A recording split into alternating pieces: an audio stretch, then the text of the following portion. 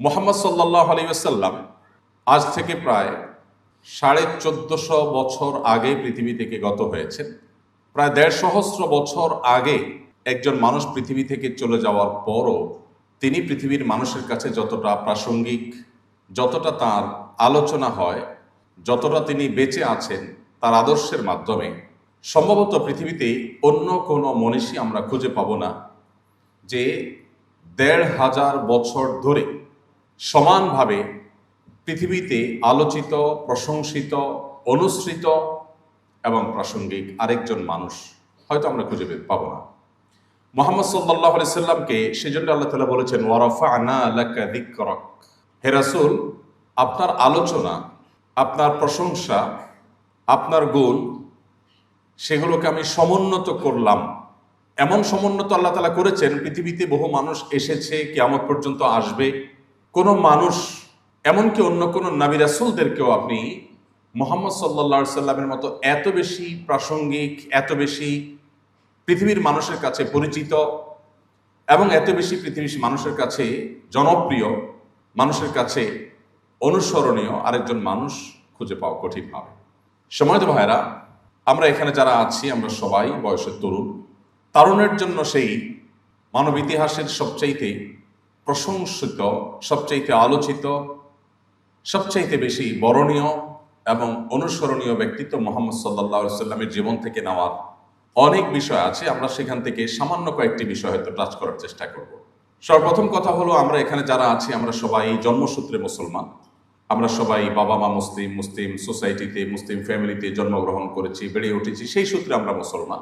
আর এটি আমাদের একাধারে সৌভাগ্য এবং দুর্ভাগ্য দুইটাই। সৌভাগ্য এই জন্য যে সত্যের পথ অনুসরণ করতে আমাদের, খুঁজে পেতে আমাদের বেগ পেতে হয়নি। আর দুর্ভাগ্য এই জন্য যে পৈতৃক সূত্রে যারা ধনী হয় তাদের কাছে ধন সম্পদের মায়া একটু কম থাকে। ঠিক একইভাবে পৈতৃক সূত্রে যারা মুসলমান হয় তাদের কাছে ইসলামের প্রতি মায়াটাও একটু কম থাকে। আপনি আপনার আশপাশে কোনো রিভার্টেড মুসলমান যদি দেখেন, আপনি দেখতে পাবেন সে তার ইসলামটাকে যতটা অনুভব করছে, ইসলামটাকে যতটা ফিল করছে, মুসলমানের সন্তানের ভিতরে সে অনুভব ততটা নেই। আল্লাহ রাব্বুল আলামিন আমাদেরকে সৃষ্টি করেছেন, খুব সীমিত সময় আমরা পৃথিবীতে থাকব, এরপর অনন্তকালের জন্য, যেই জীবনের কোনো শেষ নাই, শুরু আছে, সেই জীবনের জন্য আমাদেরকে চলে যেতে হবে, ফিরে যেতে হবে। মুহাম্মদ সাল্লাল্লাহু আলাইহি সাল্লাম সেই জীবনে আমরা যেন সফল হতে পারি, সার্থক হতে পারি, আমাদের সেই জীবনে যেন জান্নাত লাভ করতে পারি, জাহান্নাম থেকে যেন মুক্তি লাভ করতে পারি, আজীবন তিনি সেই আদর্শের পথে মানুষকে আহ্বান করে গেছেন।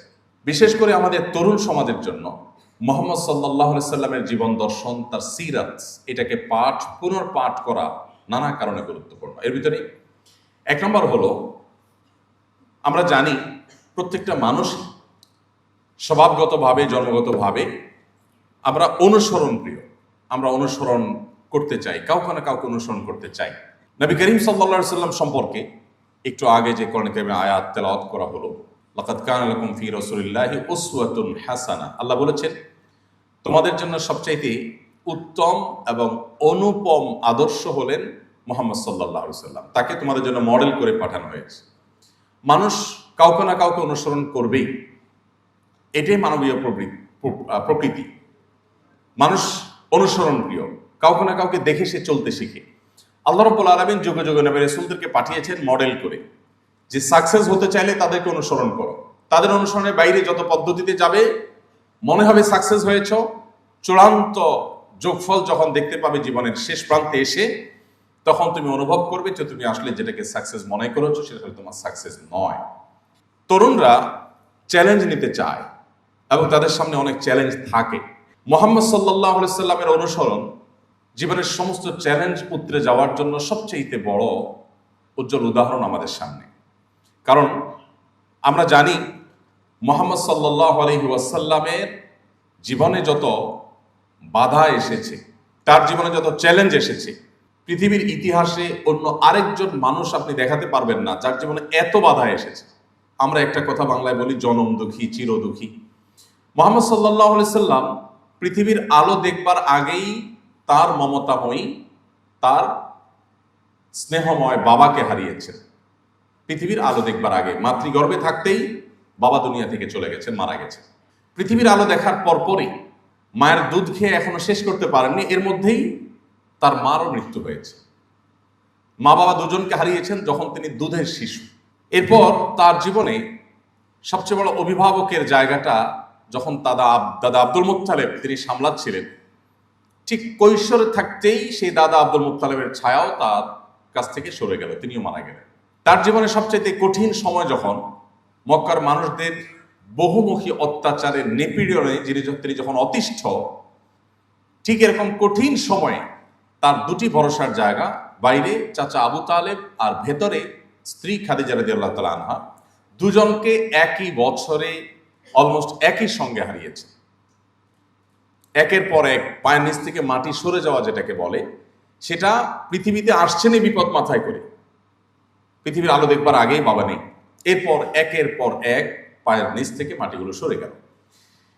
তারপরে শুরু হলো মক্কার মানুষরা, যারা তাকে আল আমিন উপাধিতে ভূষিত করেছে, যারা তাকে সবচেয়ে বিশ্বস্ত হওয়ার সার্টিফিকেট সনদ দিয়েছে, পদক দিয়েছে, যারা তাকে সবচেয়ে বেশি সম্মান করত, সেই মক্কার মানুষগুলো তার মুখের উপর থুতু নিক্ষেপ করার মতো জঘন্যতম অত্যাচার নিপীড়ন করতেও পিছপা হয়নি। তাকে শারীরিক এবং মানসিক নির্যাতনের যত রূপ হতে পারে সেই সময় তার সবগুলো তাকে করলেন। শুধু 3 বছরের যে অবরোধ করা হয়েছে, সে অবরোধটুকুই একজন মানুষের মরে যাওয়ার জন্য যথেষ্ট ছিল, কিন্তু আল্লাহ তাআলা তাকে হায়াতে বাঁচিয়ে রেখেছেন। আমরা এখন আয়না ঘরের কথা শুনি, লোমহর্ষক বর্ণনা আমাদেরকে অবাক করে দেয় যে মানুষ কিভাবে এত পৈশাচিক, মানুষ কিভাবে এত নির্মম হতে পারে, মানুষ কিভাবে মানুষের প্রতি, মানুষকে টর্চার করে এতটা আনন্দ পেতে পারে। আমরা অবাক হই। মুহাম্মদ সাল্লাল্লাহু আলাইহি সাল্লামকে মক্কার মুশরিকরা 3 বছরের জন্য অবরোধ করেছিলেন, তাকে এবং তার সকল অনুসারীদেরকে। এটা 2025 সালের অবরোধ না, যে অবরোধ চলাকালেও মানুষ নিজের জীবন কোনোভাবে বাঁচিয়ে রাখতে পারে, ধারণ করতে পারে। এটা 1500 বছর আগের অবরোধ, যখন একটা সমাজের সব মানুষ যদি গুটিকতক মানুষের সাথে সব ধরনের সম্পর্ক, লেনদেন, এমনকি কথাবার্তা পর্যন্ত বন্ধ করে দেয়, কেনা বেচা সবকিছু বন্ধ করে দেয়, তাহলে তাদের বেঁচে থাকা কোনোভাবে সম্ভব নয়। সেই রকম একটা সমাজে নবী করিম সাল্লাল্লাহু আলাইহি সাল্লামের জীবনে দীর্ঘ সময়ের অবরোধে তিনি সাহাবীদের নিয়ে মানবেতর জীবন যাপন করেছেন। সাহাবায়ে কেরাম একটা সময় এসে গাছের পাতা, কোন কোন বর্ণনাকারীরা বলছেন যে কোন পশু পাখির ছাল চামড়া শুকিয়ে গেলে গাছের পাতা, এগুলো খেয়ে তারা জীবন ধারণ করেছেন, কারণ কোনো খাবার ছিল না, তাদের কাছে কেউ কোনো খাবার বিক্রি করতো না।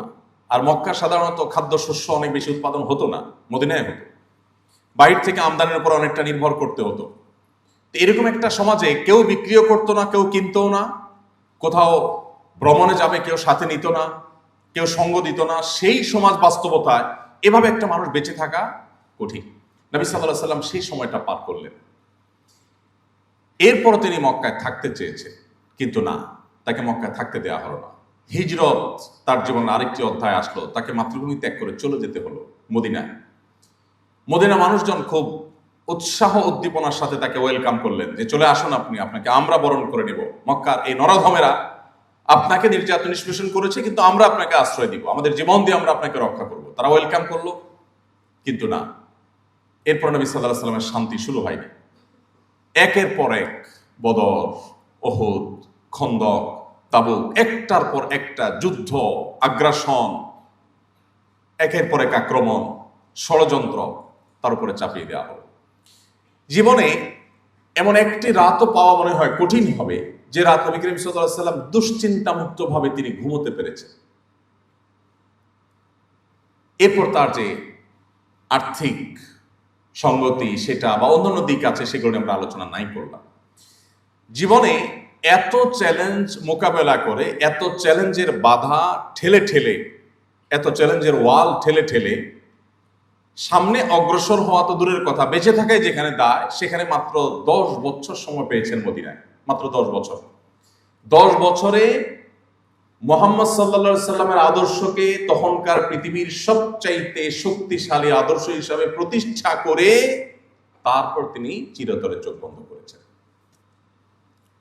তাহলে আজকের তারুণ্য যদি চ্যালেঞ্জ মোকাবেলা শিখতে চায়, আজকের তারুণ্য যদি তার প্রতিটি পদে পদে যে সমস্ত চ্যালেঞ্জগুলো আসবে, বাধাগুলো আসবে, একটা একটা করে ডিঙিয়ে সে যদি সামনে অগ্রসর হতে চায়, তাহলে তাকে মুহাম্মদ সাল্লাল্লাহু আলাইহি সাল্লামকে পাঠ করতে হবে। তাহলে তাকে মুহাম্মদ সাল্লাল্লাহু আলাইহি সাল্লামের সিরাত অধ্যয়ন করতে হবে। কিভাবে একজন মানুষ সাফল্যের চরম শিখরে পৌঁছতে পারে, পৃথিবীর ইতিহাসে মুহাম্মদ সাল্লাল্লাহু আলাইহি সাল্লামের চাইতে উজ্জ্বল এবং উৎকৃষ্ট আরেকটি উদাহরণ আপনার খুঁজে পাওয়া কঠিন হবে। সময়ত ভাইরা, এই জন্যই তারুণ্যের জন্য নবী করিম সাল্লাল্লাহু আলাইহি সাল্লামের যে সমস্ত অবদান আছে তার মধ্যে একটা হলো যে তিনি আমাদেরকে জীবনে চ্যালেঞ্জ এবং বাধা উতরাবার পথ শিখিয়ে গেছেন হাতে ধরে। আপনি অবাক হবেন যদি আপনি সিরাত পাঠ করেন, যে কোনো একটা সিরাত গ্রন্থ আপনি শুরু থেকে শেষ পর্যন্ত পাঠ করেন, এমনকি অমুসলিমদের লেখা সিরাত গ্রন্থ যদি আপনি পাঠ করেন, আপনি অবাক হবেন যার জীবনে এত বাধা, এত শত্রুতা, এত ষড়যন্ত্র, প্রতিটা পদে পদে ভেতরের শত্রু বাহিরের শত্রু। মদিনা যখন আসলেন, ইহুদিদের সাথে করলেন ঐতিহাসিক শান্তি চুক্তি। ঐতিহাসিক মদিনায় একসাথে বসবাস করবে, তারা তাদের ধর্ম অনুসরণ করবে, মুহাম্মদ সাল্লাল্লাহু আলাইহি ওয়াসাল্লাম অনুসারীরা তাদের ধর্ম অনুসরণ করবে, শান্তিপূর্ণভাবে মদিনার সমাজে বসবাস করবে। চুক্তি হলো, কয়দিন পরে শুরু হলো তাদের ষড়যন্ত্র এবং শয়তানি। চুক্তি ভঙ্গ করে তারা গোপনে গোপনে আতাত করে করে মুসলমানদের শত্রুদের সাথে হাত মিলাতে শুরু করলো। এরপরে আবার মুসলমান সেজে ঘাপটি বেড়ে মুসলমানদের মধ্যে মুনাফিকরা ঢুকে পড়লো। একদিকে মক্কার মুশরিকদের শত্রুতা, অপরদিকে মদিনার ভেতরের, একদিকে ইহুদিদের শত্রুতা, অপরদিকে মুনাফিকদের শত্রুতা। এত মুখী চ্যালেঞ্জ মোকাবেলা। এরপর আবার অর্থনৈতিক চ্যালেঞ্জ। মদিনা যে ফসলের উপর নির্ভর হতো, সেই ফসল উৎপাদন করা। আবার মক্কা থেকে এই যে হাজার হাজার সাহাবী যারা হিজরত করে এসেছেন, আজকের যুগে যারা আসে যাদেরকে রিফিউজি বলে, যদিও তারা রিফিউজি আজকের রিফিউজির মতো ছিলেন না, মুহাজির সাহাবীরা যারা মক্কা থেকে হিজরত করে আসলেন, তাদের অর্থনৈতিক মুক্তির ব্যাপার আছে। তাদের কিচ্ছু সাথে আনেন নাই, শুধুমাত্র এক কাপড়ে অনেকটা সবাইকে চলে আসতে হয়েছে। এই এক কাপড়ে চলে আসা হাজার হাজার মানুষ, সেই 1450 বছর আগের পৃথিবীতে আমরা ফিরে যাই, আজকের পৃথিবীতে রিফিউজিদেরকে ওয়েলকাম করার জন্য, তাদেরকে আশ্রয় দেওয়ার জন্য হাজারটা উপায় আছে। কিন্তু সেই 1450 বছর আগে, 1450 বছর আগে মক্কা থেকে আসা মুহাজির সাহাবীদের সবার অর্থনৈতিক মুক্তি নিশ্চিত করলেন, এবং তারা কেউ মদিনাবাসীর উপরে বোঝা হলেন না। একবার একজন মুহাজির, একজন আনসারী সাহাবী কোথাও কোনো কুয়া থেকে, কোনো কূপ থেকে পানি নিতে গিয়ে দুজনের মধ্যে বাদানুবাদ হলো। বাদানুবাদ হওয়ার পর একজন, ধরুন মুহাজির সাহাবী, আনসার সাহাবী মদিনা যিনি আছেন, মদিনাবাসী, তিনি তার সমগোত্রীয় লোকদেরকে ডেকে বললেন, হে আমার সমগোত্রের লোকেরা, জলদি আসো, এই লোক আমার সাথে এই করেছে। অর্থাৎ একটা যুদ্ধ, একটা সংঘর্ষ, একটা নিজেদের মধ্যে মারামারির একটা আহ্বান। নবী করিম সাল্লাল্লাহু আলাইহি ওয়াসাল্লামের কানে আওয়াজটা আসলে তিনি বললেন, মালি, কি হলো আমার? আমি শুনতে পাচ্ছি তোমাদের মুখ থেকে যে আহ্বান, এটা হলো জাহিলি যুগের, বর্বর যুগের আহ্বান, যে নিজেদের মধ্যে কিছু হলে সমগোত্রীয় লোকদেরকে ডেকে এনে গোত্রে গোত্রে মারামারি হবে। দাউহা ফাইন্নাহা মুনতিনা, এটাকে ছুঁড়ে ফেলে দাও, নিজেদের মধ্যে ভেদাভেদের কোনো আওয়াজ আমি শুনতে চাই না, এটা দুর্গন্ধযুক্ত, এটাকে নিক্ষেপ করে ফেলে দাও। এমন ঐক্যের প্রাচীর তিনি তৈরি করেছেন। আউস এবং খাজরাজ, আপনি যদি একেবারে মদিনার ইতিহাসের প্রাইমারি লেভেলের পড়াশোনাও আপনার থাকে, আপনি আউস খাজরাজের নাম অবশ্যই জানবেন। এবং খাজরাজ উভয় গোত্রের মধ্যে শত্রুতা যুগ যুগ ধরে চলে আসছে, বলা যায় শতাব্দী ধরে যেটা ধারণ করছে। বাবা মারা যাওয়ার সময়, আউস এবং খাজরাজ দুটি গোত্র, এক গোত্রের বাবা মারা যাওয়ার সময় ছেলেকে ওসিয়ত করে যেতেন, বাবা, খাজরাজ গোত্রের লোকদের বিরুদ্ধে যুদ্ধ আমি করেছি সারা জীবন, হয়তো রণাঙ্গনে মারা যাচ্ছে যুদ্ধ করতে করতেই। সন্তানকে ওসিয়ত করে যেতেন যে বাবা, আমি তো পারলাম না যুদ্ধটা শেষ করতে, ওসিয়ত করে যাই তুমি যুদ্ধটা চালায় যাও। এদের বিরুদ্ধে যুদ্ধটা চালায় যাও। ওই ছেলে আবার বড় হয়ে সে আবার তার ছেলেকে সেম ওসিয়ত করত। এরকম দুটি গোত্রকে নবী করিম সাল্লাল্লাহু আলাইহি সাল্লামের বলিষ্ঠ নেতৃত্ব, তার লিডারশিপের কারণে তিনি তাদেরকে এক প্লেটে বসে খাইয়েছেন, সকল ভেদাভেদ মাটির সাথে ধুলোর সাথে মিশে একাকার করে দিয়েছেন। আল্লাহ কোরআনে সেই কথা বলেছেন, তোমরা স্মরণ করো সেই সময়ের কথা, ইয কুনতুম আ'দা ফাআল্লাফা বাইনা কুলুবিকুম, তোমরা যখন পরস্পর শত্রুতায় মত্ত ছিলে, তখন তোমাদের সেই শত্রুতা দূর করে তোমাদের মধ্যে ঐক্য, সম্প্রীতি, ভালোবাসা, সৌহার্দ্যের এক উজ্জ্বল উদাহরণ সৃষ্টি করেছিলেন মুহাম্মদ সাল্লাল্লাহু আলাইহি সাল্লাম। সেই কথা তোমরা স্মরণ করো। প্রিয় ভাইরা, কেন মুহাম্মদ সাল্লাল্লাহু আলাইহি সাল্লাম 2025-এর পৃথিবীতেও প্রাসঙ্গিক, এবং আজ থেকে আরো 2000 বছর পরও যদি পৃথিবীতে মানুষ থাকে তিনি প্রাসঙ্গিক থাকবেন? তার কারণ আপনার জীবনে বাধা যেখানেই আসবে, চ্যালেঞ্জ যেখানেই আসবে, সেখানে আপনি মুহাম্মদ সাল্লাল্লাহু আলাইহি সাল্লামের জীবনেতে আপনার করণীয় আপনি খুঁজে পাবেন। আল্লাহ সেই কথাই বলেছেন, লাকাদ কানা লাকুম ফি রাসূলিল্লাহি উসওয়াতুন হাসানা। আজ আমরা বাংলাদেশের মানুষ হিসাবে আমরা যে সমস্ত সংকট, যে সমস্ত সমস্যার মুখোমুখি, আপনি প্রতিটি সমস্যা, প্রতিটি সংকটকে মুহাম্মদ সাল্লাল্লাহু আলাইহি সাল্লামের আদর্শের কষ্টি পাথর দিয়ে আপনি সমাধানের পথ আপনি আবিষ্কার করতে পারবেন, খুঁজতে পারবেন। কিভাবে তিনি ঐক্যবদ্ধ করেছেন, কিভাবে তিনি জাতিকে চ্যালেঞ্জ ওভারকাম করা শিখিয়েছেন। আমি যে কথাটি বলতে গিয়ে অন্যদিক চলে আসছিলাম, সেখানে আবার ফিরে যাচ্ছি। নবী সাল্লাল্লাহু আলাইহি সাল্লাম তার সিরাত যদি আপনি পাঠ করেন, আপনি দেখবেন এত বাধা যার জীবনে। আমি সে কথা বলতে গিয়ে, বাধা বলতে গিয়ে এদিকে এসেছিলাম, ইহুদিদের বাধা, মুনাফিকদের বাধা, এই সকল বাধা, এত চ্যালেঞ্জ, এত টেনশন, এত পেরেশানি, এত দুশ্চিন্তা যার জীবনে, বাধার পাহাড় মাথা নিয়েই যার জন্ম, সেই ব্যক্তি, তার সম্পর্কে সাহাবীরা বলছেন, তার শিষ্যরা বলছেন, যারা তাকে দেখেছেন তারা বলেছেন যে তার দিকে যখনই তাকাতাম তিনি মুচকি হাসতেন।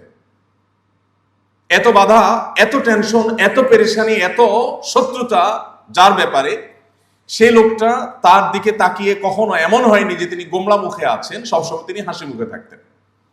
এবং তার সিরাতের তারজমের ইতিহাসে আপনি কোথাও খুঁজে পাবেন না, কোন অমুসলিমও লেখেনি যে তিনি কখনো রাগান্বিত হয়ে, মেজাজ হারিয়ে তিনি কাউকে ধমক দিয়ে এরপরে সরি তাকে বলতে হয়েছে। একটি ঘটনা তার জীবনে এমন হয়নি। যে কোনো একটি পদক্ষেপ নেওয়ার পর তিনি আবার ব্যাক করেছেন, না সরি আমার ভুল হয়েছে, এটা বলতে হয়েছে, এরকম হয়নি। প্রিয় ভাইরা, এই জন্য আপনার যদি লিডারশিপ শিখতে হয়, আপনার যদি চ্যালেঞ্জ মোকাবেলা শিখতে হয়, আপনার যদি নিজের আদর্শকে, নিজের চিন্তাকে, নিজের মিশনকে সাকসেসের সর্বোচ্চ শিখরে নিয়ে যেতে হয়, তাহলে আপনাকে মুহাম্মদ সাল্লাল্লাহু আলাইহি সাল্লামকে পাঠ করতেই হবে। এর বিকল্প কোনো পথ আপনার সামনে খোলা নেই। সম্মানিত উপস্থিতি, তিনি তরুণদেরকে অনেক বেশি ভালোবাসতেন, অনেক বেশি ভালোবাসতেন। তিনি তরুণদেরকে সম্বোধন করে, তাদেরকে অ্যাড্রেস করে বিভিন্নভাবে, বিভিন্ন হাদিসে অনেকগুলো কথা তিনি বলে গেছেন। তিনি কখনো কখনো বলেছেন, ইয়া মাশারাশ শাবাব, হে তরুণ সম্প্রদায়। আলাদা করে কিশোরদেরকে কিংবা বৃদ্ধদেরকে কিংবা অন্য বয়সের মানুষকে নবী করিম সাল্লাল্লাহু আলাইহি ওয়াসাল্লাম কখনো অ্যাড্রেস করে কিছু বলেছেন এরকম কোনো হাদিস আমরা পাই না। তিনি শুধুমাত্র এক শ্রেণীর, এক বয়সের মানুষকেই অ্যাড্রেস করে করে বিভিন্ন গুরুত্বপূর্ণ বক্তব্য দিয়েছেন, বার্তা দিয়েছেন, তাদেরকে নসিহা করেছেন। আর সেই শ্রেণীটা হলো তরুণ শ্রেণী, যুবকরা, যারা যৌবনে আছে, তাদেরকে নবী সাল্লাল্লাহু আলাইহি ওয়াসাল্লাম এত বেশি ভালোবাসতেন, এত বেশি গুরুত্বপূর্ণ মনে করতেন যে তাদেরকে তিনি নসিহা করতেন। তার যে সভাসদ ছিল, তার যে পরামর্শক পরিষদ ছিল, সাহাবীদের মধ্যে তার কাছের সাহাবী যারা ছিলেন, তাদের মধ্যে আবু বকর, ওমর রাদিয়াল্লাহু তাআলার মতো সিনিয়র মানুষ যেমন ছিলেন, আলী, আব্দুল্লাহ ইবনে আব্বাস, আব্দুল্লাহ ইবনে মাসউদ এবং আবু হুরায়রা রাদিয়াল্লাহু তাআলা সহ টকবগে তরুণ সাহাবীদেরও ঠাসা অংশগ্রহণ তার মজলিসে ছিল। তিনি তরুণদেরকে এত বেশি মহব্বত করতেন, এত বেশি ভালোবাসতেন যে তরুণদের জীবনের লক্ষ্য পানে তারা যেন অগ্রসর হয়ে যেতে পারে, তারা যেন সাকসেস হতে পারে, সফল হতে পারে, সেজন্য তাদেরকে অনেকগুলো নসিহা করেছেন। আমি সেখান থেকে একটি পয়েন্টে শুধুমাত্র কথা বলে আমার বক্তব্য শেষ করবো ইনশাআল্লাহ। তার আগে, কেন সিরাত পাঠ আমাদের জন্য গুরুত্বপূর্ণ, কেন আপনি এমনকি অমুসলিম যদি হয়ে থাকেন কেউ এখানে, তারপরও আপনাকে কেন মুহাম্মদ সাল্লাল্লাহু আলাইহি সাল্লামকে জানতে হবে, কেন তাকে পাঠ করতে হবে, আমি সে বিষয়ে আরেকটু কথা বলতে চাই। আজ আমরা আমাদের মধ্যে যে সমস্ত দৈন্যতা খুঁজে পাই, এর মধ্যে আমি শুরুতে যে পয়েন্টটা বলছিলাম যে আমাদের বেশিরভাগ মানুষের জীবনের লক্ষ্য কি আমরা জানি না। কোন একজন অস্ট্রেলীয় একজন বিজ্ঞানী, সম্ভবত তার নামটা আমার মনে নেই, এই ভদ্রলোকের একটি উক্তি আমি কোথাও পড়েছিলাম। তিনি বলেছিলেন যে আমি পৃথিবীতে কেন এসেছি বা আমার কেন জন্ম হয়েছে পৃথিবীতে আমি জানি না, তবে এটুকু নিশ্চিত যে আমি একটু ভালো খেলাম, পড়লাম, এরপর আমার জীবনটাকে শেষ করে দিলাম, এটা আমার জীবনের লক্ষ্য হতে পারে না, অসম্ভব। তো আমরা বেশিরভাগ মানুষ যারা নিজেদেরকে মুসলমান দাবি করছি অথবা মুসলমানের সন্তান হিসাবে হয়তো আমরা গর্বিত বটে, আমরাও বেশিরভাগ মানুষ আমাদের জীবন আজ অনেকটা লক্ষ্যহীন। মুহাম্মদ সাল্লাল্লাহু আলাইহি সাল্লাম আমাদের জীবনে লক্ষ্য খুঁজে পেতে আমাদেরকে সাহায্য করেছেন, যেটি সেই নিউজিল্যান্ডের নিউ মুসলিম তরুণ, মাত্র 19 বছর বয়স ছেলেটি, সে আমাকে যেটি বলেছে, ঠিক একই কথা আমার কাছে মনে হয় যে এখন আমাদের সহস্র তরুণের অন্তরের কথা, যে আমাদের জীবনের লক্ষ্য কি আমরা বেশিরভাগ মানুষ জানি না। আল্লাহ তাআলা কোরআনে বলেছেন, ওয়া মা খালাকতুল জিন্না ওয়াল ইনসা ইল্লা লিয়াবুদুন। মুহাম্মদ সাল্লাল্লাহু আলাইহি সাল্লাম আমাদের জীবনের লক্ষ্য কি সেটা আমাদের খুঁজে পেতে সাহায্য করেছে, এবং সেজন্যই তাকে আমাদের পাঠ করতে হবে, তাকে আমাদের অধ্যয়ন করতে হবে, তাকে আমাদের জানতে হবে। তাহলে আমরা সমৃদ্ধ হব, আমাদের জীবন সমৃদ্ধ হবে, আমরা এগিয়ে যাবো ইনশাআল্লাহ। সম্মানিত উপস্থিতি, মুহাম্মদ সাল্লাল্লাহু আলাইহি সাল্লাম তরুণদেরকে যে সমস্ত গাইডলাইন দিয়েছেন সেটা অনেক দীর্ঘ। আমি একটা পয়েন্টে শুধু কিছু কথা বলে শেষ করব। মুহাম্মদ সাল্লাল্লাহু আলাইহি সাল্লাম তরুণদেরকে তাদের জীবনে চরিত্রের হেফাজত এবং সংরক্ষণ করবার ব্যাপারে বিশেষভাবে গুরুত্ব আরোপ করেছেন। তিনি যে 2-3টি সম্বোধন বা 2-3টি অ্যাড্রেস করেছেন তরুণদেরকে উদ্দেশ্য করে, তার একটি ছিল এই রিলেটেড। তিনি বলেছেন, ইয়া মা'আশারাশ শাবাব, হে তরুণ সম্প্রদায়েরা, মানিস্তাতাআ মিনকুমুল বাআতা ফালইয়াতাযাওয়াজ, তোমাদের কেউ বিবাহ করবার সামর্থ্য যদি সে অর্জন করে ফেলে তাহলে আর বিলম্ব না করে সে যেন বিবাহ করে ফেলে। ওমান লাম ইয়াস্তাতি, যে ব্যক্তি সেটা করতে না পারে, ফাআলাইহি বিসসাওম, সে যেন রোজা রাখে। কেন? তার নিজেকে নিয়ন্ত্রণ করবার জন্য। আজ আমাদের সামনে গোটা পৃথিবীতে ভোগবাদ এটা এমন ভাবে আষ্টে পৃষ্ঠে আমাদেরকে বেঁধে ফেলেছে যে আমাদের জীবনের লক্ষ্য যেন ভোগ ছাড়ার কিছু নেই। মুহাম্মদ সাল্লাল্লাহু আলাইহি সাল্লামের পুরো জীবন অ্যানালাইসিস করলে আপনি তার জিস্ট খুঁজে পাবেন যে তিনি আমাদেরকে আসলে ত্যাগের শিক্ষা দিয়েছেন এবং ত্যাগের জন্য উদ্বুদ্ধ করেছেন, বিশেষ করে তরুণদেরকে।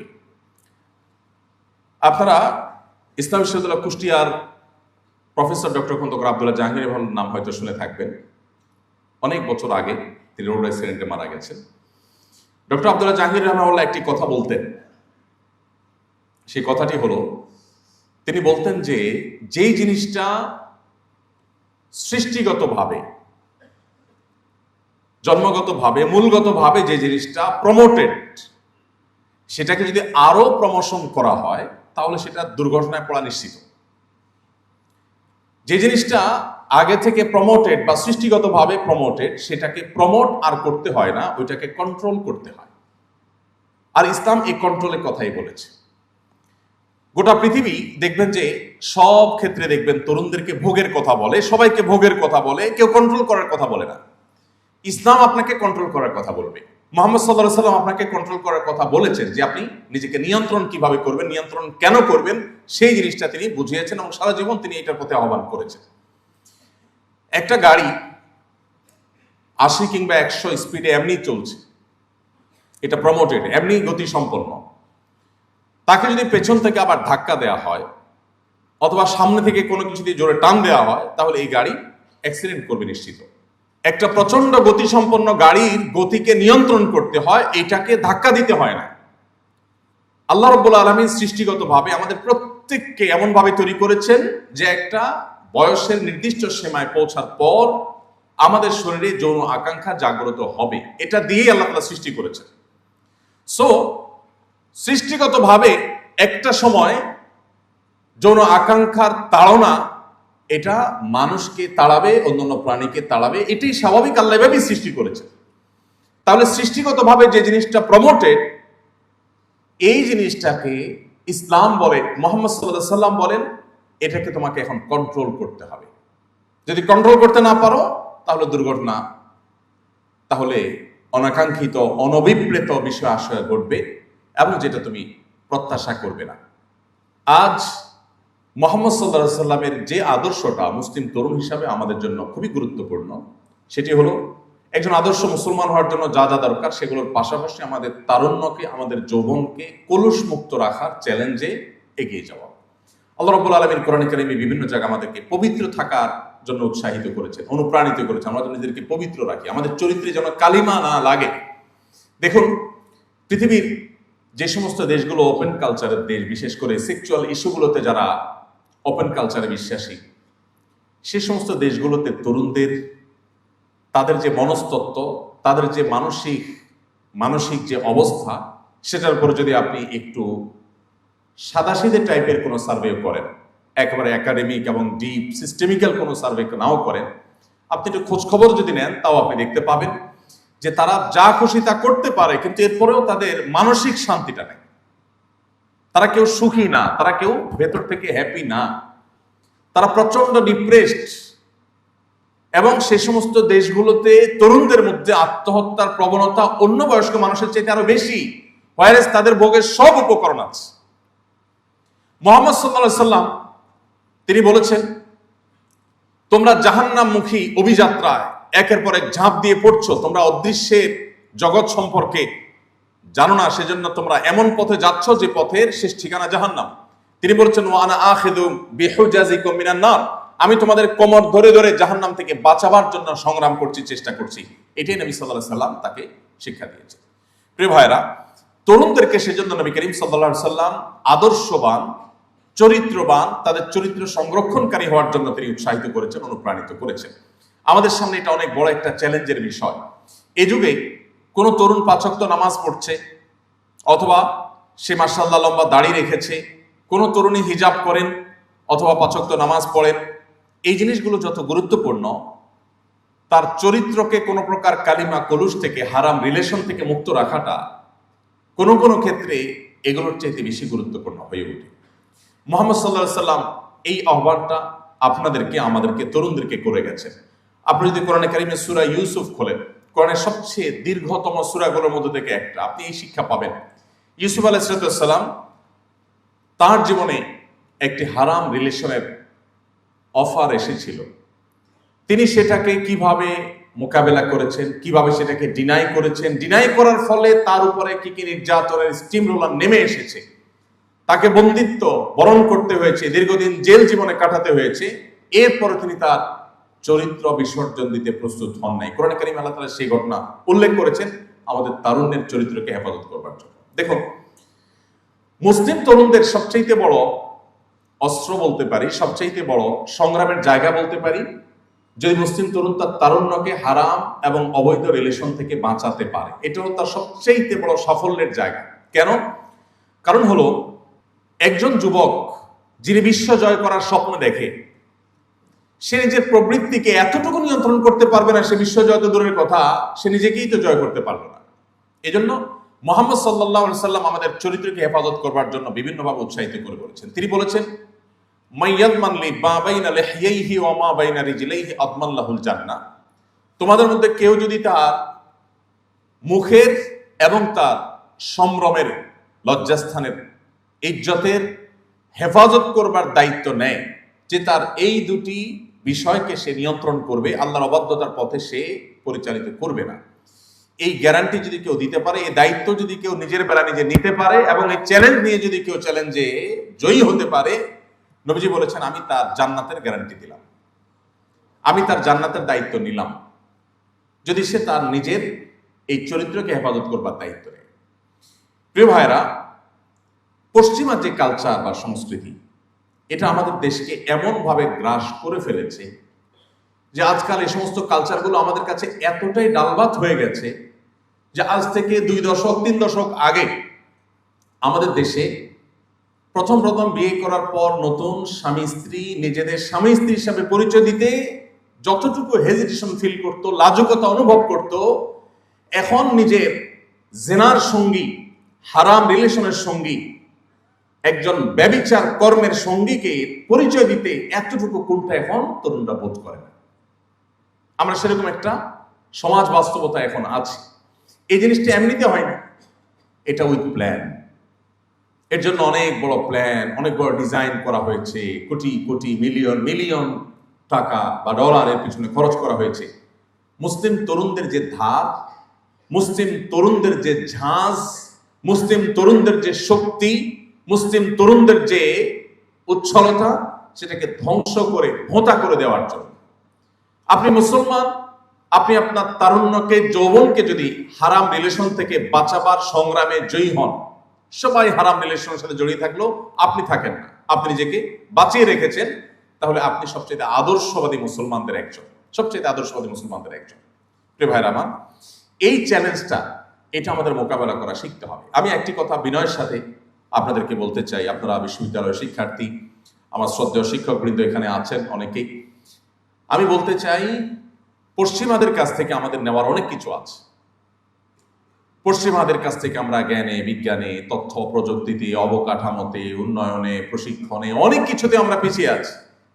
ডেফিনেটলি এই সমস্ত বিষয়গুলো তাদের কাছ থেকে আমাদের নেওয়ার আছে, সো আমরা সেগুলো তাদের কাছ থেকে নেব। কিন্তু আমরা যদি তথ্য প্রযুক্তিতে, জ্ঞানে, বিজ্ঞানে তাদের চাইতে 100 বছর পিছিয়ে থাকি, তাহলে পারিবারিক বন্ধনে, দাম্পত্য সুখে আমরা তাদের চাইতে 200 বছর এগিয়ে আছি। আপনি পৃথিবীর সমস্ত উন্নত দেশে একটু চোখ মেললে দেখতে পাবেন যে আমাদের এখানে, আমি শুধু মুসলমানদের কথা বলছি না, আমি আমাদের সাবকন্টিনেন্টের কথা, আরো স্পেসিফিক করে আমাদের বাংলাদেশের কথা যদি বলি, তো আমাদের এই অঞ্চলে আপনি মুসলমান, হিন্দু, খ্রিস্টান, বৌদ্ধ, আমাদের এখানে সামাজিক যে সংস্কৃতি, আমাদের যে সামাজিক সৌন্দর্য, এই সামাজিক সংস্কৃতিতে আপনি দেখবেন স্বামী স্ত্রী পরস্পরকে যতটা ভালোবাসেন, স্বামী স্ত্রীর মধ্যে বোঝাপড়া যতটা ভালো, উন্নত দেশগুলোতে এটা কল্পনাও করা যায় না। আমি মাসখানেক আগে একটি উন্নত দেশে একজন বাংলাদেশি, যিনি বুয়েটিয়ান, ফজর নামাজ পড়ে তার বাসার সামনে গেলাম, তো পাশে একজন বৃদ্ধ মানুষ, যিনি খ্রিস্টান, ওই দেশের নাগরিক। তো তার সাথে পরিচয় হলো, আমাদের বাংলাদেশি সেই ভাইয়ের নেইবর, তার প্রতিবেশী, আমাকে পরিচয় করায় দিলেন। তো লোকটা দেখলাম ভোরবেলা একটা মাইক্রোবাসে করে আসলেন, নামলেন, গায়ে ধুলো ময়লা। আমি জিজ্ঞেস করলাম, এত ভোরে আমরা ফজর পড়ে আসলাম, আর উনি এই টাইমে আসেন কোত্থেকে? বললেন যে সে কোনো কাজ থেকে আসছে, কাজে গেছে, রাজমিস্ত্রি টাইপ কোনো কাজ টাজ করে। তো আমাকে ভদ্রলোক, বাংলাদেশি ভদ্রলোক বললেন যে আমার পাশে এই ভদ্রলোক আছে, আজকে এই বাসায় তিনি 20 বছর বসবাস করেন, তার কোনো ফ্যামিলি মেম্বার নাই, তিনি একা থাকেন, বয়স 65-70 এরকম কাছাকাছি হবে। এরকম একজন বৃদ্ধ মানুষ, তিনি বসবাস করছেন একা একা, তার বাসায় কোনো মানুষজন নেই, নিজে রান্না বাড়া করেন, নিজে কাজ করেন, নিজে খান, পরে। তো আমাকে ওই বাংলাদেশি ভাই বললেন যে এই যে লোকটা একাকী থাকে, তার বাসায় একটা রাইফেল আছে, লাইসেন্সওয়ালা, আমি সবসময় ভয়ে থাকি কখন সে আত্মহত্যা করে, এবং তাকে আমি প্রায় সময় পাহারা দিই, এবং তাকে বলি, খবরদার, তুমি কিন্তু একজন খ্রিস্টান, তুমি গডে বিশ্বাস করো, সো তুমি কিন্তু আত্মহত্যা করতে পারো না, ইত্যাদি আমি তাকে সবসময় বোঝানোর চেষ্টা করি। তো আমি কৌতূহলী হয়ে জিজ্ঞেস করলাম, আচ্ছা, লোকটার ফ্যামিলি কোনো সদস্য নাই, একা একা, বুড়ো মানুষ, 20 বছর এখানে এভাবে, এটা কিভাবে সম্ভব? আমাদের বাংলাদেশে এটা তো কল্পনাও করা যাবে না। মুসলমান তো বটেই, হিন্দু, খ্রিস্টান, বৌদ্ধ, বাংলাদেশে আমরা যারাই বসবাস করি, আমাদের এখানকার কালচার এটা তো কল্পনাও করা যায় না যে একজন বৃদ্ধ মানুষ একা একা 20 বছর একটা করে কাটায়, এবং 60-65-70 বছর বয়সে রাজমিস্ত্রি কাজ করে এসে ভোরবেলা এসে সে রান্না বাড়া করে তারপর খাওয়া দাওয়া করবে, এটা আমরা চিন্তাও করতে পারি না। বলেন তো কাহিনী কি? তখন আমাকে সে ভদ্রলোক বললেন যে তারা তো আসলে পরিবার ব্যবস্থাপনা তাদের এমনটাই ভেঙে পড়েছে যে কেউ কারোর সাথে থাকবে, এটা তাদের জন্য অলমোস্ট অসম্ভবের মতো। কেন আরেকজনের সাথে থাকবে? সে স্বাধীন, বিয়ে করবে, বিয়ে করলে সে ফেঁসে যাবে, কারণ যদি বিচ্ছেদ হয়, বিয়ে যদি 3 বছর লাস্টিং হয়, বিচ্ছেদ হয়ে গেলে, এটা প্রায় বেশিরভাগ উন্নত দেশেরই আইন একরকমই, যে সম্পদের অর্ধেক তাকে দিয়ে দিতে হবে। তো বাবা এত কষ্ট করে তার সম্পদের অর্ধেক দিয়ে লাভ কি? আর বোঝাপড়া তো কারোর সাথে কারোর বোঝাপড়া নেই, এত বেশি স্বাধীন তারা যে স্ত্রীরও কয়েকটা করে বয়ফ্রেন্ড আছে, আর ওই পুরুষ লোকটারও কয়েকটা করে, স্ত্রীরও কয়েকটা করে বয়ফ্রেন্ড আছে, আর স্বামী লোকটারও কয়েকটা করে গার্লফ্রেন্ড আছে, কিচ্ছু বলার নাই, স্বাধীন। দেখুন, গোটা পৃথিবী আপনাকে বলবে তুমি একজনের সাথে রিলেশনে আছো, বৈবাহিক সম্পর্ক হোক আর হারাম সম্পর্ক হোক, একজনের সাথে তুমি সম্পর্কে আছো, এই অবস্থায় তুমি আরেকজনের সাথে সম্পর্ক করতে পারো না। সব সমাজ এটাকে খারাপ ভাবে দেখে, কেন খারাপভাবে দেখে পড়েন? কি যুক্তি আছে? একজন মানুষ তো স্বাধীন, তিনি কারোর সাথে রিলেশনে আছেন, স্বামী বা স্ত্রী, অথবা অবৈধ বিবাহ বহির্ভূত সম্পর্ক আছে, একই সময়ে তিনি অন্য আরেকজনের সাথে যদি সম্পর্ক রাখেন তলে তলে, এটাকে পৃথিবীর সব সমাজ খারাপ মনে করে, অপরাধ মনে করে। কেন? কারণ মনে করা হয় যে তাহলে জীবন সঙ্গী বা যার সাথে এখন তিনি আছেন তার সে সঙ্গী বা সঙ্গিনীর সাথে প্রতারণা করা হয়, এই জন্য, তাই না? ইসলাম এর চাইতে আরো এক কাঠি এগিয়ে। কিভাবে? ইসলাম বলে তোমার জীবনে যে জীবন সঙ্গী বা সঙ্গিনী আসবেন, কাউকে আল্লাহ তোমার জন্য লিখে রেখেছেন, তোমার তাকদীরে আছে, তিনি যেই হন না কেন, তার জন্য তোমার পুরো যৌবনকে, প্রতিটা দিন, প্রতিটা রাত, প্রতিটি ঘন্টা, তোমার প্রতিটি সেশনকে পাহারা দিয়ে দিয়ে তার জন্য তুমি তোমার নিজেকে সেভ করতে হবে। যদি না করো তাহলে তোমার জীবনে অনাগত জীবন সঙ্গী বা সঙ্গিনীর সাথে তুমি প্রতারণা করলে, কারণ তুমি তার আগে কাউকে তথাকথিত ভালোবাসা আদান প্রদানের নাটক অভিনয় করলা, আর যথাসময়ে তোমার জীবন সঙ্গী যে আসলো, সঙ্গিনী যে আসলো, তার সাথে তুমি নাটক অভিনয় করলা, তার দিন শেষে তুমি প্রতারণা করলা। পৃথিবীর মানুষ যেটাকে প্রতারণা মনে করে, ইসলাম সেটাকে আরো এক কদম আগ বেড়ে প্রতারণা সাব্যস্ত করে এবং সেটাকে আমাদের জন্য নিষেধ করে। এই জন্য ভাইরা, এটা একটা বেটাগিরির ব্যাপার। ইদানিং একটা স্লোগান বেশ জনপ্রিয় হয়েছে, প্রেম করে কাপুরুষ, বিয়ে করে বীর পুরুষ। যথাযথ, আমার কাছে যথার্থ উক্তি মনে হয়েছে। চুরি চুপটামি, পলাপলি, অলিগলিতে, চিপা চাপায়, হোটেলের বেঞ্চে, এগুলা কি? এ তো কাপুরুষের কাজ। বীর পুরুষের মতো নবী করিম সাল্লাল্লাহু আলাইহি ওয়াসাল্লাম বলেছেন, আলিনু হাদান নিকাহ ফাইন্নাহু নিকাহ ওয়া লাইসা বিসিফাহ। তোমরা বিবাহ করবে ঘোষণা দিয়ে, আওয়াজ করে, সবাইকে দাওয়াত করে বিবাহ করবে। আমার কাছে প্রায় সময় চিরকুট আসে যে হুজুর পালিয়ে বিয়ে করা যাবে কিনা। আমি বলি, এটা কোনো কথা? পলাপলি করবে তো চোর ছিনতাইকারী, ডাকাত পলাপলি করবে। বিবাহ করবে যে, সে তো একটা ভালো কাজ করবে, সে কেন পলাপলি করবে? সে বাপের বেটার মতো বুক ফুলায়া ঘোষণা দিয়া সবাইকে সাথে নিয়া সে বিবাহ করে ডাকডোল পিটাতে পিটাতে যাবে। এটাই তো সুন্নাহ, এটাই তো আদর্শ। প্রিয় ভাইয়েরা, তো আমি ওই যে অমুসলিমের কথা বলছিলাম, ওই ভদ্রলোক, তার কোনো পরিবারের সদস্য নেই, এবং পরে খোঁজ খবর নিয়ে দেখলাম যে হ্যাঁ, এরকম মানুষ এই সমাজে অহরহ, অনেক মানুষ এরকম, যাদের আসলে পরিবারের কোনো সদস্য নেই, কারোর সাথে কারো কোনো বোঝাপড়া নেই। আমি একটা কথা বরাবরই বলি, আমাদের এখানে অধঃপতনের পরও ঢাকায় এখন প্রতিদিন, আরো কয়েক বছর আগের জরিপে, প্রতিদিনে যে পরিমাণ বিবাহ নিবন্ধন হয়, তাল মিলিয়ে প্রায় সেই পরিমাণ বিবাহ বিচ্ছেদ হয়। দুর্ভাগ্যজনক। এই যে আমাদের ফ্যামিলি বন্ডিং খারাপ হয়ে যাচ্ছে, স্বামী স্ত্রীর মধ্যে বোঝাপড়া কমে যাচ্ছে, এটা কমতে কমতেও যে লেভেলে আমরা আছি, আমরা যদি আরো 50 বছর নিচে নামতে থাকি, পশ্চিমারা আরো 100 বছরও সেখানে আসতেও পারবে না ইনশাআল্লাহ। আমাদের এখানে এখনো স্বামী স্ত্রীর মধ্যে যে বোঝাপড়া, আমি সবসময় বলার চেষ্টা করি, এটা ওরা স্বপ্নেও কোনোদিন দেখে না যে আসলে বোঝাপড়া এত ভালো হতে পারে। আমাদের স্বামী স্ত্রীকে, স্ত্রী স্বামীকে যতটা মিস করে, ওরা একটু চিন্তা করতে পারে না। একটা অ্যাপসের অ্যাডভার্টাইজ আপনারা নিশ্চয়ই দেখেছেন, যাদের স্মার্টফোন আছে নিশ্চয়ই একটা অ্যাপের অ্যাডভার্টাইজ বারবার আপনাদের সামনে আসে, সোশ্যাল মিডিয়াতে বিশেষ করে। সেটা হলো, দেখা যাচ্ছে যে স্ত্রী সোফায় শুয়ে আছেন, হাতে মোবাইলটা, ঘুম এসে গেছে। তখন স্বামী এসে কি করে? মোবাইল হাতে রেখে ঘুমায় পড়ছেন বেচারি স্বামী বা অবৈধ সঙ্গী, সে এসে কি করে? মোবাইলটা খোলার চেষ্টা করে। অ্যাপস ডেভেলপ যারা করেছেন, ওই অ্যাপ ডেভেলপকারী প্রতিষ্ঠান অ্যাডভার্টাইজে যেটা বোঝাতে চায় সেটা হলো, না, স্বামী যতই চেষ্টা করে খুলতে পারে না। এমনকি মোবাইলটা নিয়ে বউয়ের মুখের কাছে ধরে যে ফেস লক দিয়ে খোলে কিনা, না, তাও খোলে না। এই অ্যাডভার্টাইজের মিনিংটা কি বলে তো? অ্যাডভার্টাইজ কি কিছু বলতে চায় কিনা? বলতে চায়। অ্যাডভার্টাইজ বলতে চায় একটা সমাজ পচে গলে দুর্গন্ধযুক্ত হয়েছে, তার দুর্গন্ধ বের হচ্ছে অ্যাডভার্টাইজ থেকে। অ্যাডভার্টাইজ বলতে চায় যে তাদের সমাজে স্বামী স্ত্রীর মধ্যে বিশ্বাসের জায়গাটা ভঙ্গ হতে হতে এমন একটা লেভেলে চলে গেছে যে এখন আসলে স্বামী স্ত্রীকে, স্ত্রী স্বামীকে কেউ কাউকে বিশ্বাস করে না।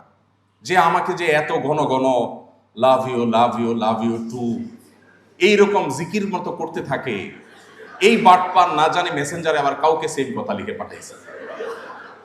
এই বাটপার না জানি কোনো ইমোতে, কোনো মেসেঞ্জারে, হোয়াটসঅ্যাপে, কোনো একটা অ্যাপসে সে জানি আবার আরেকজন কারোর সাথে আকাম করে বসলো। এটার জন্য ওই বেচারার মাথা নষ্ট হয়ে যায়। আমাদের সমাজে আমি বিভিন্ন ওয়াজ মাহফিলে বিশেষ করে বৃদ্ধ চাচা মুরব্বী পাইলে, এখানে তো মুরব্বী নেই, সব ইয়াং মানুষ পাইলে আমি স্টেজে ডাকার চেষ্টা করি। আমি অনুভব করার চেষ্টা করি যে আমাদের আগের জেনারেশন তারা আমাদের মতো এত বেশি লুতুপুতু করার সুযোগ পায় না। সরি আমার এই শব্দের জন্য, বোঝাবার জন্য সে ভালো শব্দ আমার কাছে এই মুহূর্তে ছিল না। আমাদের এখন তরুণরা জীবনে যতবার ভালোবাসি ভালোবাসি বলে, টেক্সট মেসেজ করে, মেসেঞ্জারে, সরাসরি যত মহব্বতের অভিনয় করে,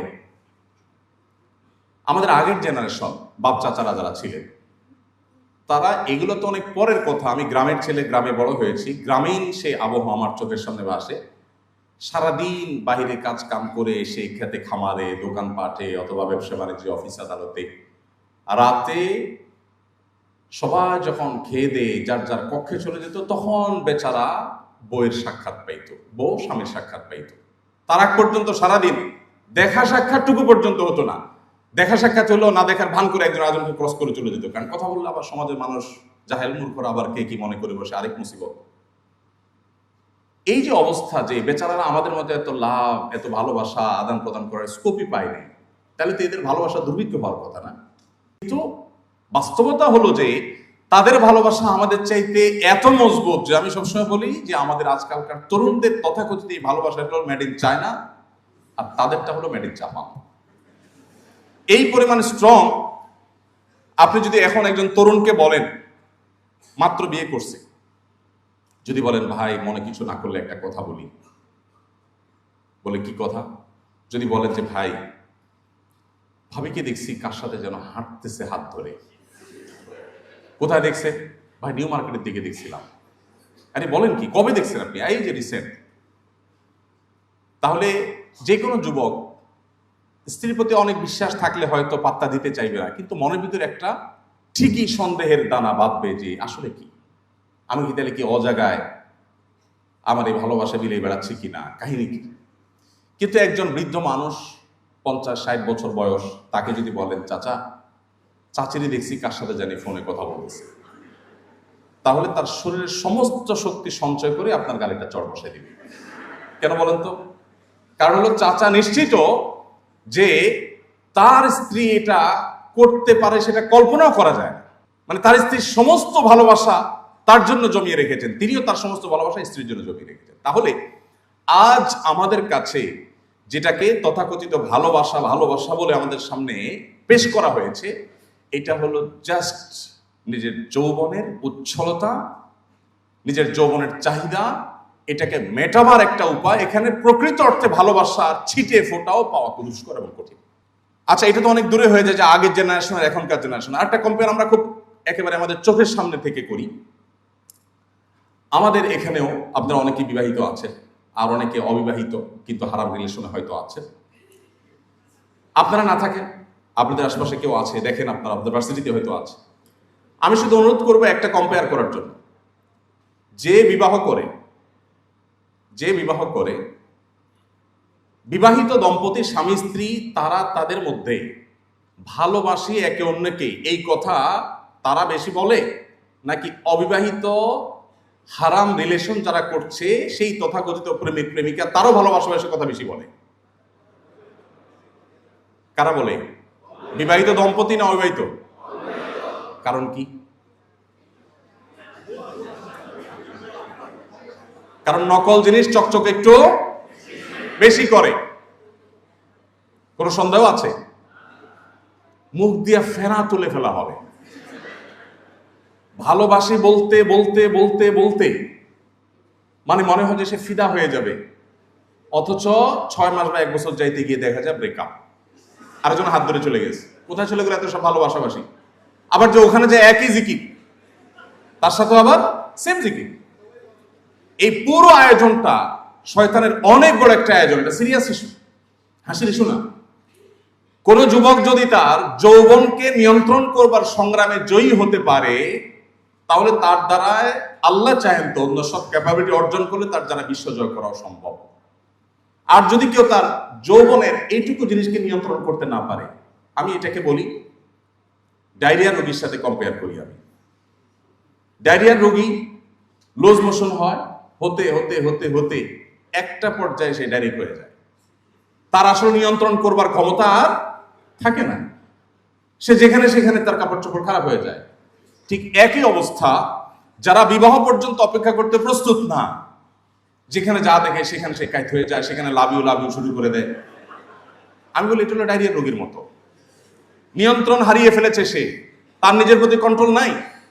আল্লাহ রাব্বুল আলামিন আমাদেরকে এমন একটা দিন দিয়েছেন যে দিন আমাদেরকে সবসময় কন্ট্রোল করার ট্রেনিং দেয়। কন্ট্রোল, আল্লাহ বলেছেন কুল্লিল মুমিনিনা ইয়াগুদ্দু মিন আবসারিহিম ওয়া ইয়াহফাযু ফুরুজাহুম। ভার্সিটিতে পড়েন, ছাত্ররা ছাত্রীরা তাদের চোখের সামনে হারাম বহু দৃশ্য এসে পড়ে, নিজেকে নিয়ন্ত্রণ করা কঠিন হয়ে যায়। আল্লাহ বলেছেন হে ঈমানদার, নারী এবং পুরুষ আলাদা আলাদা অ্যাড্রেস করে আল্লাহ বলেছেন। প্রথম পুরুষদেরকে বলেছেন, এরপর নারীদেরকে বলেছেন তোমরা তোমাদের দৃষ্টিকে সংযত রাখবে, অবনত করবে, কন্ট্রোল করবে। কেন? কারণ তুমি যদি কন্ট্রোল না করো তাহলে তোমার মনোজগতে অস্থিরতা কাজ করবে, আর এই অস্থিরতার ফলে তোমার ভেতরের পশুত্ব, পাশবিকতা এটা জেগে উঠবে। যখন জেগে উঠবে তখন তুমি নানাবিধ অপরাধে, নানাবিধ অন্যায়, নানাবিধ গুনাহে তুমি জড়িয়ে যাবে। এই জন্য নবী করিম সাল্লাল্লাহু আলাইহি সাল্লাম তরুণদের জন্য খুবই বিশেষভাবে তাদেরকে ডেকে আলাদা করে অ্যাড্রেস করে বলেছেন ইয়া মাশারাশ শাবাব, হে তরুণ সম্প্রদায়েরা। চরিত্র হেফাজত করবার জন্য বিবাহের সক্ষমতা অর্জন করবার পর বিবাহ করে ফেলবে, তার আগে বিবাহ করার সক্ষমতা হওয়ার আগ পর্যন্ত নিজেকে কন্ট্রোল করার যেত ওয়ে হতে পারে সেগুলো অবলম্বন করবে, কিন্তু খবরদার চরিত্রকে নষ্ট করবে না। আপনারা জানেন একটি বিখ্যাত হাদিস রয়েছে, নবী সাল্লাল্লাহু আলাইহি ওয়াসাল্লাম বলেছেন 7 শ্রেণী মানুষকে আল্লাহ তাআলা আরশের নিচে ছায়া দেন। এই 7 শ্রেণী মানুষের মধ্যে 2টি শ্রেণী শুধু ইয়াংদের জন্য রিজার্ভ। তার একটা হলো নবী সাল্লাল্লাহু আলাইহি ওয়াসাল্লাম বলেছেন শাবুন নাশাআ ফি ইবাদাতিল্লাহ, যে যুবক তার যৌবনকে আল্লাহর ইবাদতে কাটায়, এই যুবকের আল্লাহ রাব্বুল আলামিন কিয়ামতের ভয়াবহ দিনের ভয়াবহতা থেকে সেফ রাখবেন। যখন নবী রাসূলরাও পেরেশান থাকবেন, এরকম একটা দিনে যেই যুবক তার যৌবন বয়সে নামাজ কালাম পড়েছে, ভালো কাজ করেছে, নেক কাজ করেছে, আল্লাহর বাধ্যগত থেকেছে, হারাম কাজে যায় নাই, আল্লাহ তাআলা এই যুবককে পুরস্কার স্বরূপ জান্নাত কিয়ামতের ভয়াবহতম দিনে তার আরশের নিচে বিশেষভাবে আল্লাহ তাআলা ছায়া দিবে এবং ভিআইপি প্যান্ডেলে রাখবেন। দ্বিতীয়ত হলো নবী সাল্লাল্লাহু আলাইহি ওয়াসাল্লাম বলেছেন রাজুলুন দাআতহু ইমরাআতুন যাতু মানসাবিন ওয়া জামাল। কোন পুরুষকে যখন কোন নারী বা কোন নারীকে কোন পুরুষ বিপরীত দিক থেকে হতে পারে কোন হারাম অফার করেছে, রিলেশনের অফার করেছে, এবং সে যে অফার করেছে সে সম্ভ্রান্ত রূপ, গুণ, বৈশিষ্ট্য এবং তার প্রতি আকৃষ্ট হওয়ার সব কারণগুলো থাকা সত্ত্বেও তিনি সেটাকে ডিনাই করে বলেছেন ইন্নী আখাফুল্লাহ, আমি আল্লাহকে ভয় করি। নবী সাল্লাল্লাহু আলাইহি ওয়াসাল্লাম বলেছেন এতটুকু বুকের পাটায় যদি বল কারোর থাকে, এতটুকু যদি কন্ট্রোলিং পাওয়ার থাকে, এতটুকু যদি নিয়ন্ত্রণ করবার ক্ষমতা থাকে নিজের প্রতি নিজের, নবীজি বলেছেন এই ব্যক্তিকে আল্লাহ রাব্বুল আলামিন আরশের নিচে ভিআইপি প্যান্ডেলে ছায়া দান করবেন। প্রিয় ভাইরা আমার, কোরআন কারীমের 18 নম্বর পারার প্রথম সূরা সূরা মুমিনুনের শুরুর দিকে আল্লাহ তাআলা সফল এবং সার্থক ঈমানদারদের কয়েকটি বৈশিষ্ট্য বলেছেন, বলে শেষে বলেছেন উলাইহিকাল ওয়ারিসুন আল্লাযীনা ইয়ারিসুনাল ফিরদাউস ওয়া হুম ফিহা খালিদুন। এই বৈশিষ্ট্যের মানুষগুলো জান্নাতি হবে এবং তারা চিরকাল থাকবে। তাদের মধ্য থেকে একটা হলো ওয়াল্লাযীনা হুম লিফুরুজিহিম হাফিজুন, যারা তাদের চরিত্রকে হেফাজত করবে। আমি আপনাদেরকে প্রিয় নবী সাল্লাল্লাহু আলাইহি সাল্লামের একটি উদাত্ত আহ্বানের কথা স্মরণ করিয়ে দিয়ে শেষ করতে চাই। তিনি আপনাদেরকে অর্থাৎ তরুণদেরকে তাদের তারুণ্যকে সকল কলুষ, সকল নোংরামি, সকল অবৈধ সম্পর্ক থেকে বাঁচাবার জন্য তিনি আহ্বান করেছেন। আপনাদেরকে আলাদা অ্যাড্রেস করে বলে গেছেন, কারণ আমাদের এই যৌবনকে যদি আমরা হারাম পথে পরিচালিত করি তাহলে আর যা হোক দাম্পত্য জীবনের সুখ শান্তি আল্লাহ তাআলা আমাদের জন্য হারাম করে দিবেন। আমরা সবাই বাংলা একটা প্রবাদ জানি, হারামে আরাম নাই, কিন্তু এটা আমরা বাস্তব ক্ষেত্রে খুব বেশি প্র্যাকটিস করি না।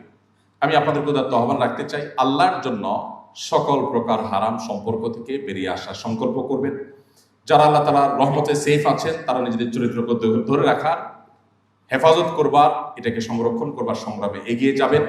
এবং পশ্চিমা সংস্কৃতিকে যারা এদেশে তরুণদের মধ্যে ঢুকিয়ে দিতে চায়, তাদের এই দুর্বিষিদ্ধের সম্পর্কে আপনাদেরকে ওয়াকিফাল হতে হবে, সচেতন হতে হবে, সতর্ক হতে হবে, সমাজকে সতর্ক করতে হবে। এটা শুধুমাত্র আমাদের ধর্মীয় বিষয় যে তাই নয়, ধর্মীয় বিষয়ের পাশাপাশি এটা আমাদের কালচারাল ইস্যু। এটা এই মাটির, এই মানুষের, এদেশের কালচার, সংস্কৃতি। এদেশে মানুষ বৈবাহিক সম্পর্কে বিশ্বাসী, সেটা হিন্দু হোক, সেটা মুসলিম হোক, সেটা খ্রিস্টান হোক, সেটা অন্য ধর্মাবলম্বী হোক। অতএব ভিনদেশীদের কাছ থেকে আমাদের নেওয়ার অনেক কিছু আছে, সেটা না নিয়ে আমরা তাদের কাছ থেকে বস্তা পচা সস্তায় সমস্ত সংস্কৃতি যদি নেই, তার পরিণতি কি হতে পারে? এটা ওই যে বৃদ্ধ 20 বছর যিনি ফ্যামিলি ছাড়া জীবন কাটিয়ে দিয়েছেন, এরকম শত সহস্র বৃদ্ধ আপনি দেখতে পাবেন। আপনি যদি বাইরে ট্রাভেল করে নিশ্চয়ই দেখবেন অনেক মহিলা 70, 80, 85 বছর বয়স একা একা ট্রাভেল করছে, কেউ নাই তার সাথে। পরিবার ব্যবস্থাপনা ভেঙে খান খান হয়ে গেছে, টুকরো টুকরো হয়ে গেছে। যারা বিবাহ করেছেন তারা জানেন, সারাদিন যত কষ্ট করেন, পরিশ্রম করেন, দিন শেষে আপনি বাসায় যাবেন, আপনার ফ্যামিলির কাছে যাবেন, স্ত্রী আছে, মা বাবা আছেন, ভাই বোন আছেন, সন্তান সন্ততি আছেন। এই চিত্র, এই দৃশ্যগুলো যখন চোখের সামনে ফুটে ওঠে, সারাদিনের কষ্ট মুহূর্তের মধ্যে আমরা ভুলে যেতে পারি। যারা এই পরিবার ব্যবস্থাপনার এই সুফল, এই দুনিয়ার জান্নাত, পরিবারের সুখ সমৃদ্ধি, এটা যারা পায়নি বা যারা হারিয়ে ফেলেছে, তাদের মধ্যে দেখবেন সুখের সমস্ত উপকরণ থাকা সত্ত্বেও তাদের রাস্তাগুলো আমাদের চাইতে অনেক বেশি চকচকা, অনেক বেশি ফ্রেশ, পরিবেশ অনেক বেশি সুন্দর। তাদের যে পথঘাট, তাদের যে নেচার, সেটা আমাদের চাইতে অনেক সুন্দর হওয়া সত্ত্বেও তারা সুখী নয়, তারা ডিপ্রেসড, তারা আত্মহত্যা প্রবণ, তাদের সংসার শেষ, তাদের দাম্পত্য জীবন শেষ, তাদের পরিবার ব্যবস্থা শেষ। এই জন্য আল্লাহর ওয়াস্তে আমাদের বিবাহ বহির্ভূত সম্পর্ককে না বলার মতো ঈমানি শক্তি আমাদের থাকতে হবে। আর এটা যদি না হয়, তাহলে আমি ভালো মুসলিম যেমন হতে পারবো না, ঠিক তেমনি ভাবে আমি সুখী মানুষও হতে পারবো না। আমি আবারও বলি, একটা বিবাহিত দম্পতি তারা নিজেদের মধ্যে ভালোবাসাবাসির খুব বেশি জিগির না তুললেও তারা যতটা সুখে থাকে, একটি অবিবাহিত কপতি বা অবিবাহিত বিবাহ বহির্ভূত সম্পর্ককারী একজন যুবক যুবতী, তারা ভালোবাসাবাসির যত নাটক অভিনয় করুক না কেন, দিন শেষে এই তথাকথিত ভালোবাসার যে গান লেখা হয়, গাওয়া হয়, এইসব গানগুলোর খোলাসা, নির্যাস, সার সংক্ষেপ দেখবেন এক টাইপেরই। জ্বলে গেলাম, পুড়ে গেলাম, শেষ হয়ে গেলাম, বাঁচাতে পারবে না কেউ। ওটা আসলে শেষ হয়ে গেছে, ওর জীবনটা আসলে জীবন্ত জাহান্নাম হয়ে গেছে। আমি সবসময় বলি, ভালোবাসা এটা হলো সফট ড্রিঙ্কসের ঝাঁজের মতো। একবার খুলে ফেলছেন, ঝাঁজ চলে গেছে, এরপর যত টাইট দেন আর ফ্রিজে রাখেন, আগের ঝাঁজ আর কখনো ফিরে পাবেন না। সো ডিসিশন আপনাকেই নিতে হবে যে আপনি কি রাস্তাঘাটে আপনার তথাকথিত ভালোবাসায় বিলায় বেড়াবেন, নাকি সময়ের জন্য অপেক্ষা করবেন। আল্লাহ আমাদেরকে সঠিক সিদ্ধান্ত নেওয়ার তৌফিক দান করুন। আমরা যদি পরিবার ব্যবস্থাপনাকে স্ট্রং করতে চাই, আমরা যদি সুখী পরিবার চাই, আমরা যদি সুখী সমাজ চাই, আমরা যদি সুন্দর সমাজ চাই, আমাদের সুস্থ সমাজ চাই, তাহলে আমাদের চরিত্রকে কলুষমুক্ত রাখার সংগ্রামে জয়ী হতে হবে। বিকল্প কোনো পথ আমাদের সামনে খোলা নেই। যেটাকে আমরা ভোগবাদের জয় জয়কারে এসে আমাদের নিজেদের জন্য কল্যাণকর মনে করছি, সেটা আমাদের বিপদের সমূহ কারণ। দেখুন, বিবাহ বহির্ভূত সম্পর্কে যে পরিমাণ প্রতারণা হয়, আমরা সহজ বাংলা যেটাকে বলি ছেঁকা খাওয়া, যে পরিমাণ ছেঁকা খাওয়া খায়ের ব্যাপার হয়, বৈবাহিক সম্পর্কে যে হয় না তা না, কিন্তু আপনি যদি কম্পেয়ার করেন, তাহলে 100টা বিবাহিত দম্পতি আর 100টা হারাম রিলেশনকারী কপতি, এই দুয়ের মধ্যে বিবাহিত দম্পতি, তাদের মধ্যে আপনি দেখবেন হয়তো 5টা অমানুষ স্বামী স্ত্রীর উপরে টর্চার করে সে হয়তো তলে তলে আরেকজনের হাত ধরে চলে গেছে, বিচ্ছেদ হয়েছে, অথবা বিপরীত দিক থেকে হয়তো কোনো মহিলা, তিনি তার দিক থেকে হয়তো অপরাধ হয়েছে। এটা 5টা 10টা ঘটনা আপনি শতকরা হয়তো পাবেন। কিন্তু এর বিপরীতে ওই যেটাকে আপনারা নাম দিচ্ছেন প্রেম, আসলে প্রতারণা, আসলে ভোগবাদিতা, আসলে যৌবনের উচ্ছলতা, আসলে যৌবনের পাগলামি, ওখানে 100টা সম্পর্কের মধ্যে হয়তো আপনি 10টা সম্পর্ক দেখবেন যে খুব ভালোভাবে হয়তো টিকছে, সেটাও কয়দিন টিকবে আল্লাহ জানে, আর বাকিগুলো সব চাকা খেয়ে এদিক সেদিক চলে গেছে। এজন্য আপনার শুধুমাত্র আখিরাতের শান্তি নয়, দুনিয়ার শান্তির প্রয়োজনে আপনাকে এই কালচারের বিরুদ্ধে আপনাকে দাঁড়াতে হবে যে আমাদের সংস্কৃতি এটা না, এই সংস্কৃতির সাথে এই মাটির, এই মানুষের, এখানকার মানুষের ধর্মের কোনো কিছুর কোনো সম্পর্ক নেই। অতএব এই ভিনদেশী এই অপসংস্কৃতির ছোবল আপনাকে শেষ করছে, তারুণ্যকে শেষ করছে। মনে রাখবেন, আমরা সেই তরুণদের উত্তরসূরি যেই তরুণরা অর্ধ পৃথিবী জয় করেছে, তাদের পায়ের নিচে এনেছে। সে আব্দুল ইবনে ওমর, সে আব্দুল ইবনে আব্বাস, সে মুসআব ইবনে উমাইর, সেই আবু হুরায়রা, সে ওমর ফারুক রাদিয়াল্লাহু তাআলা আনহুর উত্তরাধিকারী আপনি, তাদের বংশধর আপনি। তারা বিশ্ব জয় করেছে, আপনি এখন আছেন কোথায় কার মান জয় করার তালে? আল্লাহ তাআলা আমাদের সবার চরিত্রগুলোকে হেফাজত করার তৌফিক দান করুন। মুহাম্মদ সাল্লাল্লাহু আলাইহি সাল্লামের আদর্শ দ্বারা আমাদেরকে অনুপ্রাণিত হওয়ার তৌফিক দান করুন। মুহাম্মদ সাল্লাল্লাহু আলাইহি সাল্লামকে জানার জন্য আসলে 1 ঘন্টা 2 ঘন্টা লেকচার, বক্তব্য, আলোচনা, অনুষ্ঠান এগুলো কোনোভাবেই আসলে যথেষ্ট নয়। আমি আপনাদেরকে উদাত্ত আহ্বান রাখতে চাই, আপনি একজন স্বপ্নবাজ মানুষ হিসাবে, স্বপ্নবাজ তরুণ তরুণী হিসাবে আপনি জীবনে একটি বারের জন্য হলেও আমি আপনাকে অনুরোধ করব, মুহাম্মদ সাল্লাল্লাহু আলাইহি সাল্লামের জীবনের শুরু থেকে শেষ পর্যন্ত যে কোনো একটা সিরাত গ্রন্থ আপনি একবার হলেও পড়ুন। আমি বিশ্বাস করি আপনি মুসলমানের সন্তান হিসাবে যদি প্রিয় নবী সাল্লাল্লাহু আলাইহি সাল্লামের জীবনের শুরু থেকে শেষ পর্যন্ত একবার পড়েন, আপনার ঈমানের মিটা তরতর করে উপরে উঠতে থাকবে।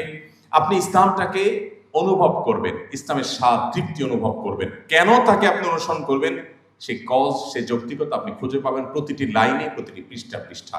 আল্লাহ তাআলা আমাদের সবাইকে সেই তৌফিক দান করুন। সিরাত গ্রন্থ অধ্যয়ন করা, নবী সাল্লাল্লাহু আলাইহি সাল্লামকে জানার চেষ্টা করার এই উদাত্ত আহ্বান রেখে আমি শেষ করছি। আস-সুন্নাহ ফাউন্ডেশন, উম্মার স্বার্থে সুন্নাহর সাথে।